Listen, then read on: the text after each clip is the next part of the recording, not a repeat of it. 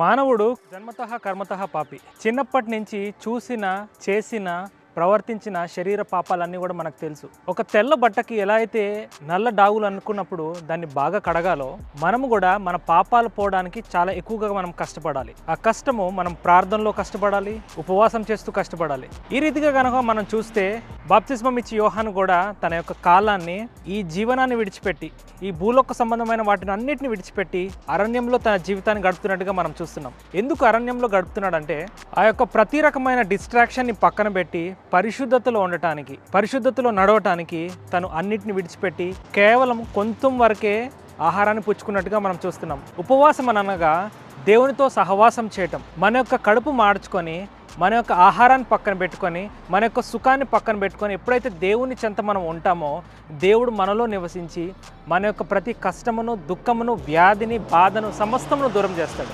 ఉపవాసం చేయటం వల్ల ఆరోగ్యానికి కూడా ఎంతో మేలుకరంగా డాక్టర్లు చెప్తున్నారు. ఉపవాసం చేయడం ద్వారా మనలో ఉన్న అన్నెసరీ కొలెస్ట్రాల్ పోతుందని, మంచిగా నిద్ర పడుతుందని, మనలోని అనవసరమైన కొవ్వు పదార్థాలు కరుగుతాయని, ఎంతో నెమ్మది ఉంటుందని, మరి ఈ కొవ్వు వల్ల, ఈ ఫ్యాట్ వల్ల అనేకమైన అనర్థాలు ఉన్నాయని కూడా డాక్టర్లు చెప్తున్నారు. అయితే ఉపవాసం చేస్తున్నప్పుడు సిద్ధపాటు కావాలి. ఉపవాసం చేసే ముందు, ఉపవాసం చేసిన తర్వాత మీ యొక్క ఆరోగ్యం ఎలా అయితే ఉందో దాన్ని బట్టి మీరు చేయడానికి సిద్ధపడండి. ఒక పూట ఉపవాసం చేయొచ్చు, కొంతమంది 40 రోజులు ఉపవాసం చేస్తారు, కొంతమంది నాన్ వెజ్ తినకుండా ఉంటారు.